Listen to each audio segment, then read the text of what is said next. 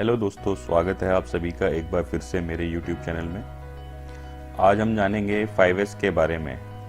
5S क्या है, 5S कैसे करना है, इसके क्या बेनिफिट हैं और इसको करने के क्या क्या स्टेप्स हैं। दोस्तों, 5S का सर्वप्रथम जो इस्तेमाल हुआ वो टोयोटा प्रोडक्शन सिस्टम के तहत जापान में किया गया और इसको फिर बाद में धीरे धीरे पूरे दुनिया ने अपनाया। 5S जो है एक ऐसी कार्य प्रणाली है जो कि हम हमारे कार्य क्षेत्र में या हमारे वर्क एरिया में हमें काम करने के हमारे तरीके में सुधार लाती है और उसे आसान बनाती है। साथ ही साथ जो उसमें हमारे एक्सीडेंट के चांसेस हैं, दुर्घटना होने के चांसेस हैं, उनको एलिमिनेट करती है और हमारी प्रोडक्टिविटी में भी सुधार लाती है। दोस्तों, इससे पहले कि हम शुरू करें कि 5S क्या है, इसके स्टेप्स क्या हैं और इसको कैसे करना है, इससे पहले मैं आपको बता दूं कि 5S हमें क्यों करना है।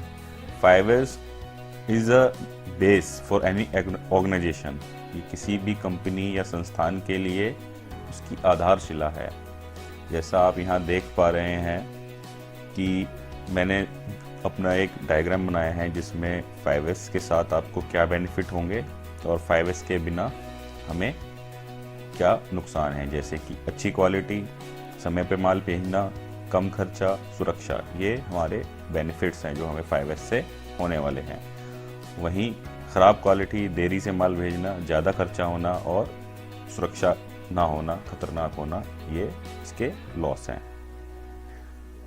और सबसे बड़ा जो फ़ायदा है 5S को करने का वो है, हम बोलते हैं उसको 30 सेकेंड रिट्रीवल रूल। मतलब कोई भी चीज़ आपको किसी भी वर्क एरिया में, किसी भी ऑफिस में, किसी भी संस्थान में अगर आप 30 सेकेंड में उसको ढूंढ सकते हैं तो आपकी कंपनी में 5S इम्प्लीमेंटेड है। तो सबसे बड़ा फ़ायदा 5S को करने का यही है कि हम कोई भी चीज़ 30 सेकेंड के अंदर रिट्रीव कर सकते हैं, उस तक पहुंच सकते हैं। 5S है क्या?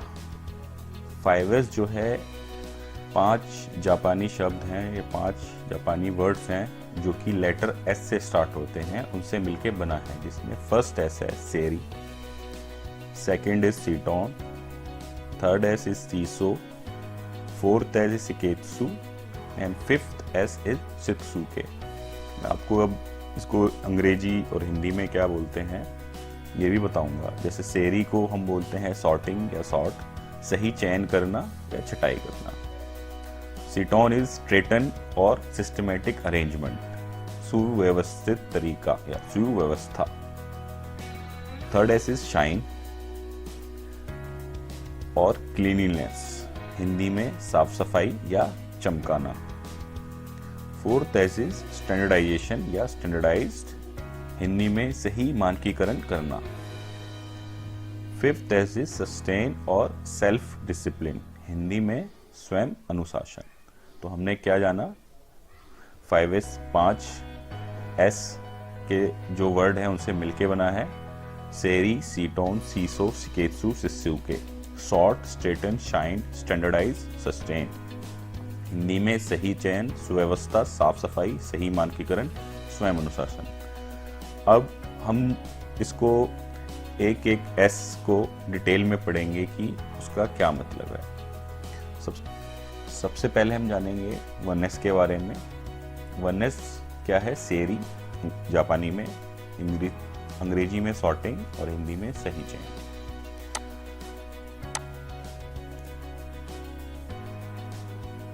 सेरी के अंदर हम क्या करते हैं? Segregate the wanted and unwanted items, आवश्यक और अनावश्यक वस्तुओं को छांटना। Discard what is not required, जो जरूरत की चीज नहीं है और उसको निकाल देना, और जो नीडेड आइटम है उसको फ्रीक्वेंसी ऑफ यूज के हिसाब से प्लेस करना। अब जो हम छटाई करेंगे उसका करेंगे क्या? जब हम सॉर्टिंग करते हैं तो चीज़ों को 2 चीज़ों में सेग्रीगेट करेंगे। नेसेसरी, जो कि ज़रूरी है, दूसरा अननेसेसरी। ज़रूरी चीज़ें क्या क्या हैं? यूज़ ऑफ डेली वर्क, जो हमारी रोज़मर्रा की काम आने वाली चीज़ें, जैसे हमारा लैपटॉप हो गया, कंप्यूटर हो गया, कोई फाइल हो गई, वो डेली यूज़ की हो गई। यूज़ पीरियडिकली, जो चीज़ें कभी कभी काम आती हैं 10 दिन में, 15 दिन में, महीने में, 6 महीने में, वो यूज़ पीरियडिकली होगी। जैसे कुछ फाइलें हैं या कोई रजिस्टर है जो कभी कभी काम आती हैं, हफ्ते में, 10 दिन में। आई एम द सोर्स, जो जिसका सोर्स मैं ही हूँ, वो ज़रूरी चीज़ें हो गई। अब अननेसेसरी क्या है, गैर ज़रूरी चीज़ें क्या क्या हैं? गैर ज़रूरी चीज़ें हैं जो अनसेफ, मतलब खतरनाक है, डिफेक्टिव, खराब, ऑब्सलीट और आउटडेटेड, ऐसा सामान जो आउट ऑफ डेट हो गया है, एक्सपायर हो गया है, ऑब्सलीट हो गया, उसको हमें नहीं रखना है, उसको एलिमिनेट कर देना है। अनयूज्ड, जो बहुत लंबे समय से इस्तेमाल नहीं हुई। एक्स्ट्रा या डुप्लीकेट। दोस्तों, जो वननेस है, ये करना इतना आसान नहीं है। अगर हम इसको करना शुरू करें तो हमें बड़ी दिक्कतें आती हैं स्टार्टिंग में करने में। लगता आसान है कि सिर्फ नेसेसरी, जो ज़रूरी चीज़ें हैं और नेसेसरी चीज़ों को छांटना है, लेकिन हमें उन पर जब डिसीज़न लेना होता है तो वो मतलब बड़ा पेनफुल डिसीज़न भी लेने पड़ते हैं हमको। अगर मैं आपसे बात करूं कि आपकी जो अलमीरा है उसमें कितने कपड़े ऐसे हैं जो आपने रखे हुए हैं संभाल के कि कभी आएंगे आपको, आपने पहन लोगे, आप पतले हो जाओगे तब आप पहनोगे, या सर्दियों में पहनोगे या गर्मियों में पहनोगे, लेकिन वो रखे के रखे रह जाते हैं। ऐसे ही हमारे जो वर्क प्लेस है वहाँ पे भी बहुत सारी चीज़ें होती हैं जो काम में नहीं आती और रखी रहती हैं। तो वननेस क्या बोलता है कि हमें उनको एलिमिनेट करना है, जो अननेसेसरी चीज़ें हैं।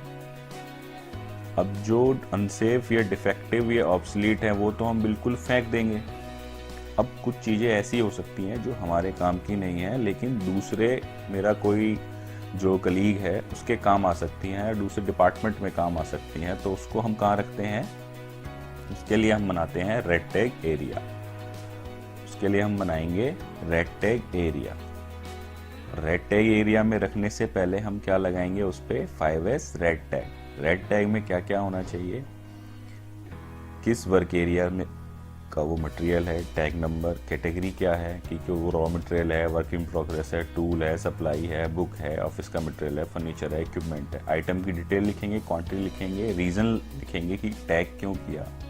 फिर आप उस पर सजेस्टेड एक्शन लोगे कि आप उसको लंबे समय के लिए स्टोर करना है या बिल्कुल स्क्रैप कर देना है, या उसकी इन्वेंट्री अगर 100 पीस हैं तो हम उसमें से 50 रख लेंगे, 50 को सेल ऑफ कर देंगे। रेड टैग लगाया, और रेड टैग लगाने के बाद हमने उसको रेड टैग एरिया में उठा करके तरीके से रख दिया। रेड टैग एरिया का मतलब कबाड़ खाना नहीं है या स्क्रैप यार्ड नहीं है।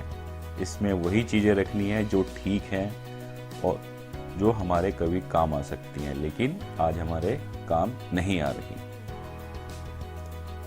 अब मैं आपको एक एग्जांपल दिखाता हूँ। ये हम जो लेफ्ट साइड में इमेज देख रहे हैं, ये बिफोर वननेस की इमेज है, जिसमें सब कुछ फैला पड़ा है, चाहे वो काम का है, बिना काम का है, उसको रख रखाव का कोई तरीका नहीं है। तो हमने उसमें किया वननेस किया, उसमें छटाई की। छटाई करके जो काम की चीज़ नहीं थी उसको निकाल दिया और जो काम की चीज़ थी उसको रख लिया।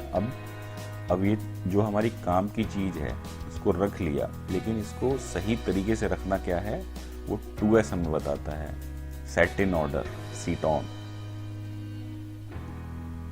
सीटॉन क्या बोलता है कि there is place for everything and everything on its place.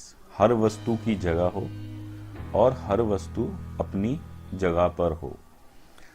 इसमें हमें ऐसा सिस्टम बनाना है कि किसी को भी उचित व्यवस्था और असमानताओं को आसानी से समझने में सक्षम हो।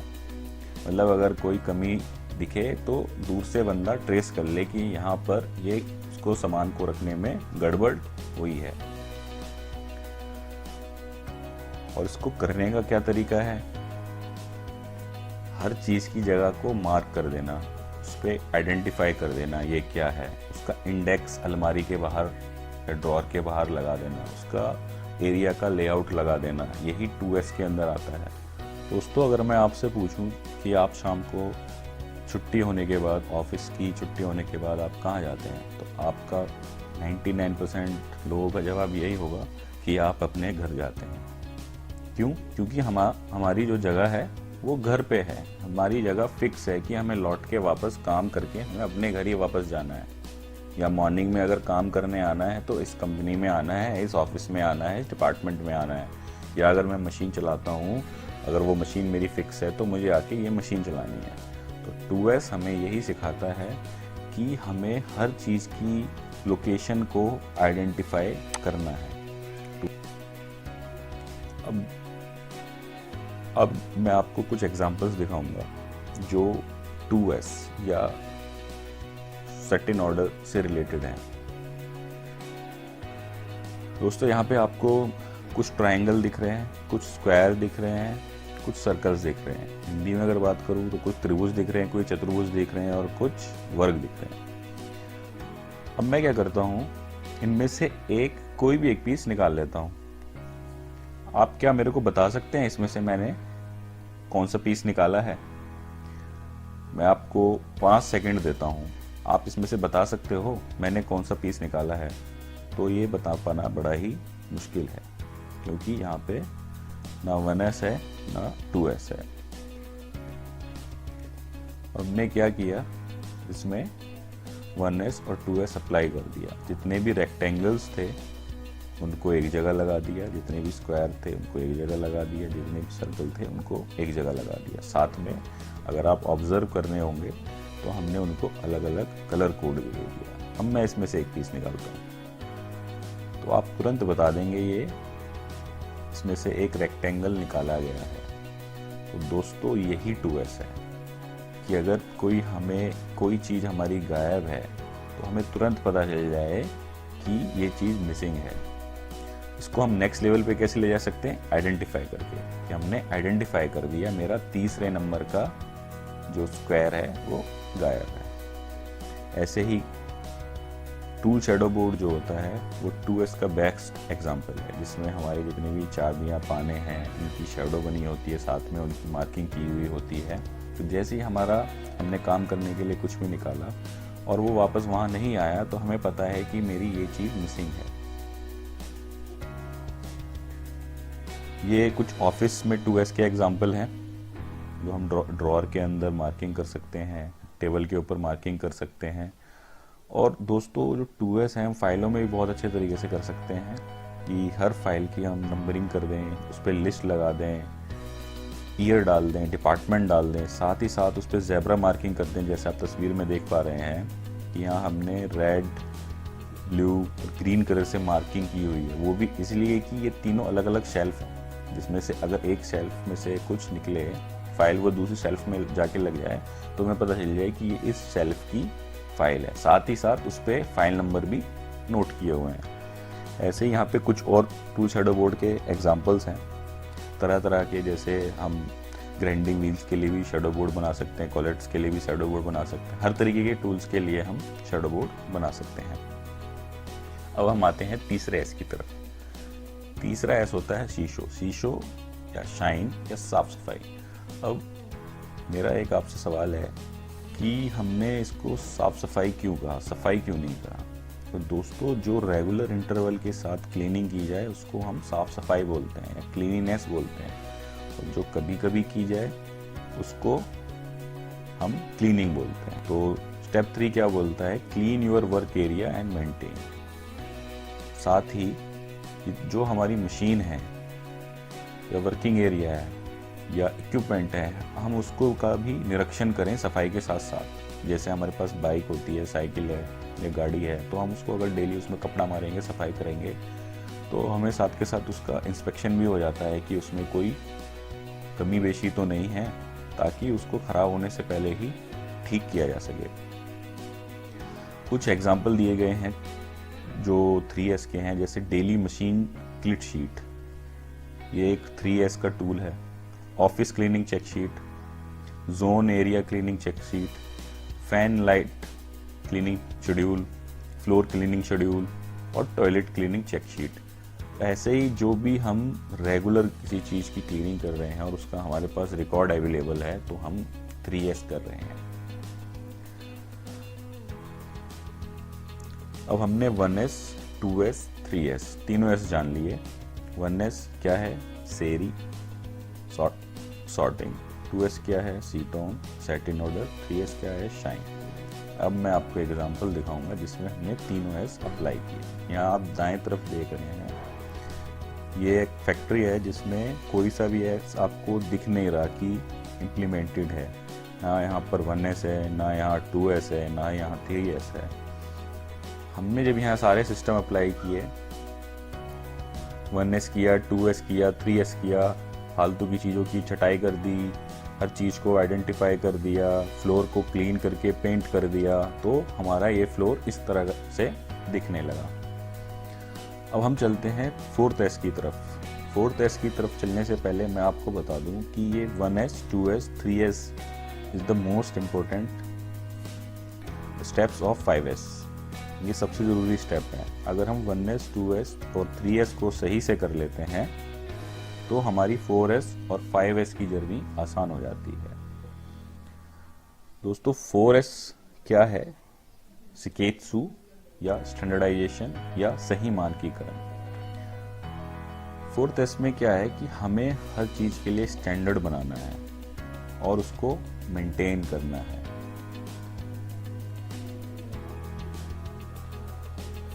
स्टैंडर्ड क्या है कि हर चीज़ के काम करने का तरीका है, हर चीज़ के रख रखाव का तरीका है। अगर मैं रेड बिन में रिजेक्ट माल रखता हूँ तो हर जगह रेड बिन में रिजेक्ट माल ही रखूँगा। अगर मैं येलो बिन में रिवर्क का माल रखता हूँ तो रिवर्क का माल ही रखूँगा। हमने हर चीज़ का स्टैंडर्ड बना दिया। वह मैं कुछ आपको उदाहरण से समझाता हूँ। जैसे ये शॉप फ्लोर पे डिस्प्ले कुछ स्टैंडर्ड बनाए हमने, जैसे FG स्टॉक स्टेटस। इसमें स्टेटस है और सब कुछ हमने फॉर्मेटाइज कर दिया। तो अगर कोई इन्फॉर्मेशन किसी को चाहिए तो वो स्टैंडर्ड इन्फॉर्मेशन है, और कोई इन्फॉर्मेशन फिल भी करेगा तो स्टैंडर्ड इन्फॉर्मेशन होगी। अगर FG स्टॉक देखना है तो मैंने एक बोर्ड बना दिया स्टैंडर्ड, उसी से मैं देखूंगा। इसी तरीके से WIP का स्टॉक अगर मुझे देखना है तो उसका मैंने बोर्ड बना दिया, प्लानिंग का बोर्ड बना दिया, मशीन प्रिवेंटिव मेंटेनेंस प्लान का बोर्ड बना दिया, मोल्ड प्रिवेंटिव मेंटेनेंस प्लान का बोर्ड बना दिया, सेफ्टी व रिकॉर्डिंग का बोर्ड बना दिया। तो हमने क्या किया, ये सारे स्टैंडर्ड फॉर्मेट को बोर्ड के फॉर्म में कन्वर्ट करके डिस्प्ले कर दिया। तो ये क्या है, स्टैंडर्ड बन गया, 4th S हो गया। अब सबके पास इंफॉर्मेशन है कि ये वाली, अगर ये मैं मोल्ड PM की बात करूं कि इस पार्ट का PM इस तारीख को ड्यू है, और जिसको भी ये भरना है तो उसे पता है कि मुझे ये 4 चीज़ें इसमें फिल करनी है और मुझे ये स्टैंडर्ड फॉलो करना है। ऐसे ही हम कलर कोड भी दे सकते हैं कुछ स्टैंडर्ड बनाने के लिए। जैसे हमने एक कंपनी में इम्प्लीमेंट किया कि जितने भी रैक नंबर हैं उनके, सपोज उनके 10 रैक हैं, तो 10 रैक के 10 अलग अलग कलर कर दिए हमने, और वही कलर हमने टूल के ऊपर भी कर दिया, रैक के ऊपर भी कर दिया। तो ये एक स्टैंडर्ड बना दिया कि येलो कलर का टूल येलो कलर की रैक में रहेगा, ग्रीन कलर का टूल ग्रीन कलर के रैक में रहेगा, ताकि अगर वो मिसप्लेस भी होता है तो इजीली उसको ट्रेस करके सही जगह रखा जा सके। ऐसे ही जैसे ब्लू बिन जो है ओके मटेरियल के लिए यूज़ करनी है, रेड बिन रिजेक्ट मटेरियल के लिए यूज़ करनी है, येलो बिन रिवर्क मटेरियल के लिए यूज़ करनी है। तो ये हमने एक स्टैंडर्ड बना दिया। ऐसा नहीं कि कोई येलो बिन में रिजेक्ट रख रहा है, कोई रेड बिन में रिजेक्ट कर रहा है, कोई ब्लू बिन में रिजेक्ट रख रहा है। तो ये सब 4th S के अंदर आते हैं। ऐसे ही जो वर्क स्टेशंस हैं, हम इतनी कंपनियों में जाते हैं, वहाँ देखते हैं कोई वर्किंग टेबल इतनी बड़ी है, कोई उससे 2 इंच छोटी है, कोई 4 इंच चौड़ी है, किसी पे नीला रंग है, किसी पे पीला रंग है। अब मैं आपको एक तस्वीर दिखा रहा हूँ। इसमें क्या किया हमने, सारे जितने वर्क स्टेशन है वो स्टैंडर्ड बना दिया, उनका स्टैंडर्ड कलर कर दिया अपना ऑरेंज ब्लू। उस पर सब पे स्टैंडर्ड, लक्स लेवल सबका स्टैंडर्ड्स, ठीक है। और जितनी भी उस पर साइज है, टाइप है, कलर है, ऑपरेशन वाइज सब स्टैंडर्ड कर दिया। इस पर डिस्प्ले हैं वो स्टैंडर्ड कर दिया। यहाँ आप लेफ्ट साइड में देख रहे हैं एक रैक लगा हुआ है, रैक में भी जो मटेरियल में बिने रखी हैं वो भी सब स्टैंडर्ड साइज की हैं। तो 4th S में क्या है, हमें ज़्यादा से ज़्यादा स्टैंडर्ड्स बनाने हैं और उनको फॉलो करना है। अब आते हैं 5th S की तरफ। 5th S क्या है, शित्सुके या सस्टेन या स्वयं अनुशासन। दोस्तों अगर मैं बात करूं तो 5S एक साइक्लिक प्रोसेस है। साइक्लिक प्रोसेस का मतलब है कि जो कभी नहीं रुकती, तो ये हमेशा निरंतर चलता रहता है। जैसे मैंने यहाँ पे एक छोटा सा एनिमेशन भी डाला है कि 1S 2S 3S 4S करने के बाद साइकिल ख़त्म नहीं होती, काम ख़त्म नहीं हो जाता, फिर दोबारा से हमें 1S करने की ज़रूरत पड़ेगी, फिर दोबारा से 2S करने की ज़रूरत। और इस साइकिल को चलाने के लिए जो हब है वो क्या है, 5th S है, सेल्फ डिसिप्लिन। जब तक हम सेल्फ डिसिप्लिन नहीं लाएंगे तो ये हमारी जो साइकिल है, साइकिल का पहिया है, ये नहीं चल सकता। इसलिए 5th S जो है सबसे ज़्यादा ज़रूरी है इसको कंटिन्यूअस करने के लिए। अब 5th S होगा कैसे? बोलना तो बड़ा आसान है, स्वयं अनुशासन, लेकिन ये सबसे ही मुश्किल काम है। तो इसके लिए भी कुछ टूल्स हैं हमारे। जैसे सबसे पहले हमने सेल्फ डिसिप्लिन लाने के लिए कंपनी को डिफरेंट जोन या एरिया में डिवाइड कर दिया और उनके जोन लीडर और सब लीडर डिफाइन कर दिए, ताकि उनकी रिस्पॉन्सिबिलिटी बन गई कि भाई इस एरिया के लिए, इस गार्ड रूम के लिए मैं जिम्मेदार हूँ, मैं रिस्पॉन्सिबल हूँ इसमें 5S एक्टिविटी करने के लिए। रेगुलर ट्रेनिंग्स दी उनको और रेगुलर ऑडिट किया, ताकि उनको पता चले कि हाँ हम कहाँ पर खड़े हैं। उसके बाद में हमने जो इम्प्रूवमेंट की उसको रिकॉर्ड करना बड़ा ज़रूरी है। कल मैं इतना मोटा था, आज इतना पतला हो गया, मैंने 10 किलो वज़न घटा लिया। या मेरा गैराज 2000 जनवरी में ऐसा दिखता था, जून 2007 में ऐसा दिखता है। और जैसे ये एक एग्जांपल है कि मेरा पहले टूल रखने का रैक ऐसा था, बाद में मैंने उसको स्टैंडर्डाइज कर दिया कलर कोड के हिसाब से। तो इम्प्रूवमेंट्स को रिकॉर्ड करना है ताकि वो हमारे लिए एक एग्जाम्पल बने और उसको हम सस्टेन कर सकें, और उस इम्प्रूवमेंट को रिकॉर्ड करके वहीं पे डिस्प्ले करना है जहाँ पे वो इम्प्रूवमेंट हुई है, ताकि उसको सस्टेन किया जा सके। और इसके बाद आता है हमारा award and reward. Self discipline के लिए रिवॉर्ड्स भी देना ज़रूरी है। सिर्फ ये नहीं कि हमने ऑडिट कर दिया, हमारा काम ख़त्म हो गया, हमने वहाँ पे डिस्प्ले कर दिया भाई तुम्हारे नंबर कम है। हमें उनको रिवॉर्ड भी करना है कि भाई आप अच्छा परफॉर्म कर रहे हो। उनको 5S की जैसे ट्रॉफी हम शुरू कर सकते हैं या कोई प्राइज़ शुरू कर सकते हैं, तो शुरू करना है। साथ में यहाँ पे आपको राइट साइड में एक पॉकेट कार्ड, उसको हम बोलते हैं 5S पॉकेट कार्ड। ये बहुत ही अमेजिंग टूल है। इसमें ये हमने सबको एक पॉकेट कार्ड, पॉकेट साइज के कार्ड में बना के सबको डिस्ट्रीब्यूट करना है, ताकि कभी भी मतलब अपना रिवाइज कर सकें कि 1S 2S 3S 4S क्या है, कैसे करना है, उसका बेनिफिट क्या है। अब ये सब तो हो गया, हमने बता दिया आपको 1S क्या है, 2S क्या है, 3S क्या है, 4S क्या है, 5S क्या है, उसको कैसे करना है। लेकिन अगर मैं आज बोलूं कि आपको अपने ऑर्गेनाइजेशन में जाके शुरू करना है, तो जाहिर सी बात है आप नहीं कर पाएंगे। तो उसको भी करने का एक प्रोसेस होता है, एक PFD होता है। अगर मैं इंजीनियरिंग भाषा में बात करूं तो उसका PFD का जो पहला स्टेप है वो क्या है, 5S सेंसिटाइजेशन। सबसे पहले हमें HODs जो ऑर्गेनाइजेशन की कोर टीम है उसको सेंसिटाइज करना है कि 5S क्या है, व्हाट इज़ 5S। 5S की टीम इस्टेब्लिश करनी है, हमें जोन एरिया बनाने हैं, जोन लेआउट बनाने हैं, जोन लीडर बना के हमको उनको ट्रेनिंग देनी है। करंट स्टेट मैपिंग करनी, जो मैं आपसे बात कर रहा था बिफोर आफ्टर की, तो हमें बिफोर की सारी पिक्चर्स कैप्चर करनी है।